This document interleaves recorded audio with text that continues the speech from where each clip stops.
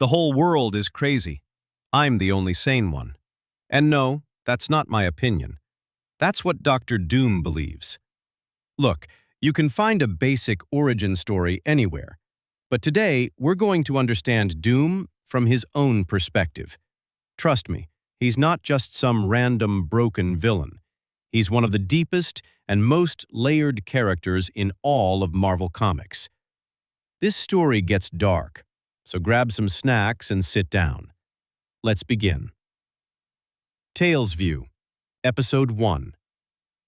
Victor von Doom was born in the country of Latveria, inside a Romani tribe, a poor, lower-class community constantly abused by the ruler of the land, Baron Vladimir. They weren't even allowed to live in the main village. They stayed outside the city like outcasts, and obviously, they were extremely poor. But Victor was different from birth. Normally, children don't even form memories at such a young age. But Victor remembered everything, even from inside his mother's womb. That was possible because his mother, Cynthia, was an incredibly powerful sorceress who even tried gaining power from demons. On the other hand, Victor's father, Werner, hated all of that dark magic. He was just a humble doctor trying to help people.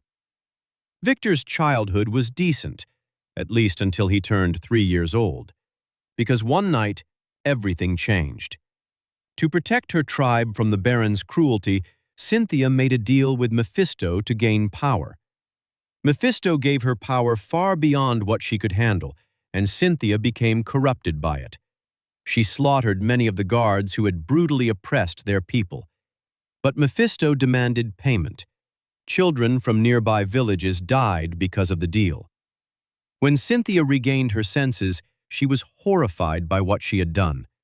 The surviving villagers panicked and attacked her violently. In Werner's arms, Cynthia took her final breath.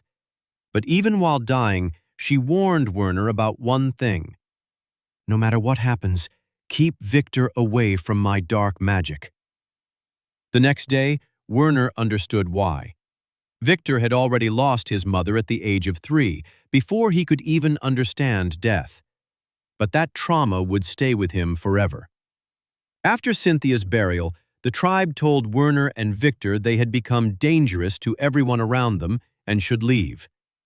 That was the moment Victor realized nobody truly stands beside you forever. The 3-year-old Victor screamed at them, "If you force us out, one day I'll come back and destroy every single one of you." Even the adults were shaken by him.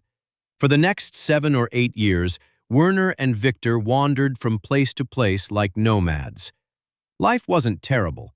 Victor was slowly trying to move on from his trauma. Most of the tribe's children avoided him. Only one person stayed close to him, Valeria, his first love. Back then, Victor had no grand purpose, no obsession, no hatred. But those were the last happy moments of his life. One day, the Baron's wife became sick, and Werner was called to treat her. But she had cancer. Werner couldn't save her. The Baron, blinded by racism and rage, blamed Werner for her death and sent soldiers to kill him. Werner escaped with Victor into the frozen wilderness. For days they hid in the snowy forest, starving and freezing.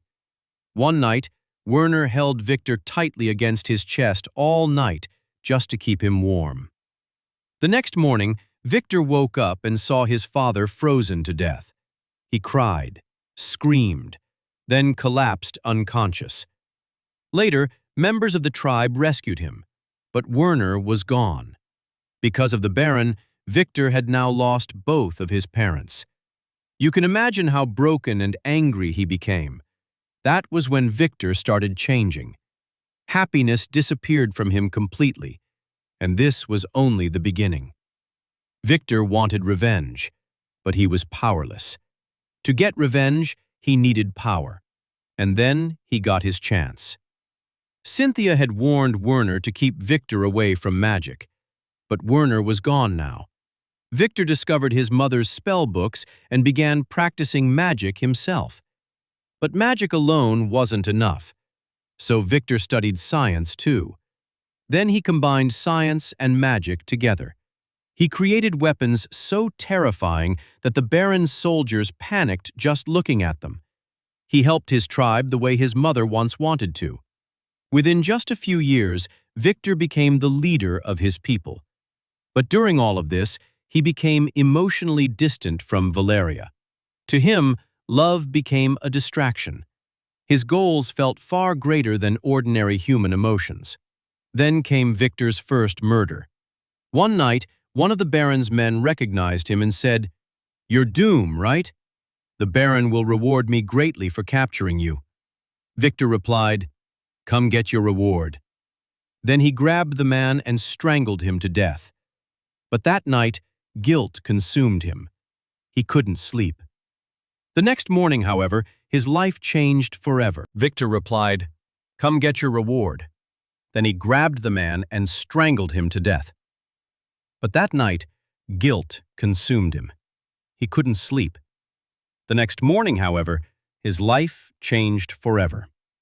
An American scientist arrived and offered Victor a scholarship to study and conduct research at an institute in the United States. Victor accepted immediately. He wanted to escape his old life anyway, and this was the beginning of the most important chapter of all. At the same institute studied another genius, Reed Richards, the only person intelligent enough to rival Victor. But Reed had something Victor never did: innocence, a normal life.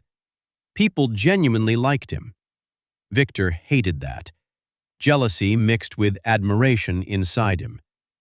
Still, Victor was fascinated by the advanced technology around him. In a poor village, he had already achieved incredible things with almost nothing. Imagine what he could do here. For 3 years, he dedicated himself completely to research. The Americans thought they brought Victor there for their own benefit, but Victor had his own secret goal: freeing his mother's soul from Mephisto. During this time, Victor invented impossible technology: a primitive time machine, Doom bots, advanced robotic soldiers similar to Ultron-level AI. But those were just side projects. His true project was hidden in a private lab, a machine designed to enter Mephisto's dimension. One day, Reed discovered the project and warned Victor, "There's an error in your equations." But Victor Von Doom believed one thing more than anything else: Victor Von Doom cannot be wrong. So he activated the machine anyway.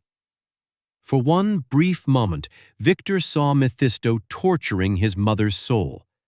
Then Mephisto threw him back violently. The machine exploded. When Victor woke up days later, his face was horribly scarred. Years of dedication had failed. His dream was destroyed. His pride shattered. Victor unleashed his Doombots and escaped the Institute. And that was the beginning of his transformation from Victor Von Doom into Dr. Doom. For years, Doom wandered across the world searching for purpose. Every night, Mephisto haunted his dreams. Then one day, he reunited with Valeria. She told him Latveria had become even worse. The Baron was hunting him like an animal. For a short time, Victor felt human again. But happiness never lasted long for him. One day, a mysterious beggar handed Valeria a flower. Moments later, assassins attacked them. Suddenly, the flower activated into a magical energy shield protecting Valeria while supernatural chaos erupted around them. The assassins were killed. The beggar, whose name was Otto, had been mortally wounded during the fight. As he lay dying, Otto revealed the truth. "I'm not a beggar. In Tibet, there's an ancient prophecy about a man who loses everything and hides his true face from the world. That man will one day arrive at our temple and master forbidden knowledge." Then Otto told Victor, "My time is over. Yours is just beginning." Victor left Valeria once again and journeyed toward Tibet. But one thing was clear in his mind. One day he would return to Latveria, and everyone responsible for his suffering would pay.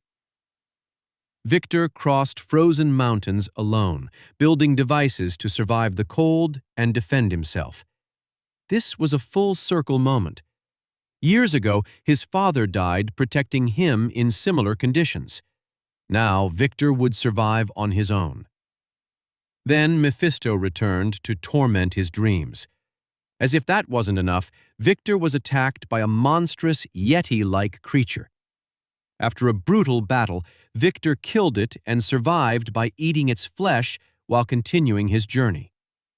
Eventually, exhausted and badly wounded, Victor collapsed unconscious near the hidden temple. The monks rescued him. When Victor woke up a week later, he realized his journey had finally succeeded. Days turned into months. Months turned into years. Victor devoted himself completely to learning. The monks had spent centuries combining science and magic together. Their technology and knowledge surpassed imagination itself. Victor learned something terrifying. Nothing in the universe is truly impossible. No law of reality is absolute. After 5 years of relentless discipline, even the monks acknowledged him as their master. By now, Victor no longer saw ordinary humans as equals.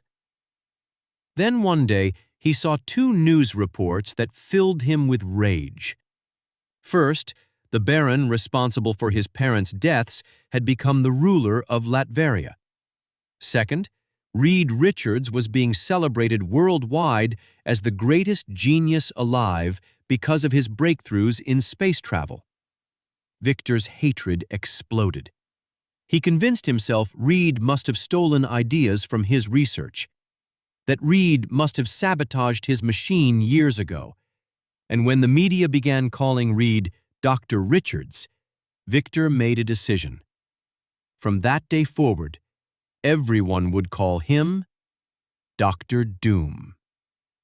That was the birth of the name. As Mephisto continued tormenting him with memories of his parents and Valeria, Victor became obsessed with eliminating every trace of humanity within himself. He built enchanted armor infused with both science and sorcery, a second skin, a mask that would prevent demons from ever reaching him again. And while wearing that mask, Victor declared, "Victor von Doom is dead. Now there is only Dr. Doom." Doom finally returned to Latveria. He publicly slaughtered soldiers and spread fear across the kingdom. He could have assassinated the Baron quietly, but that wasn't enough. He wanted the entire nation terrified. He built his base inside an abandoned castle, the same cursed region where children once died because of Mephisto's deal. Then he returned to his tribe and promised them freedom from the Baron. One elder questioned him, "How do we know you won't become another tyrant?" Doom killed the man instantly in front of everyone.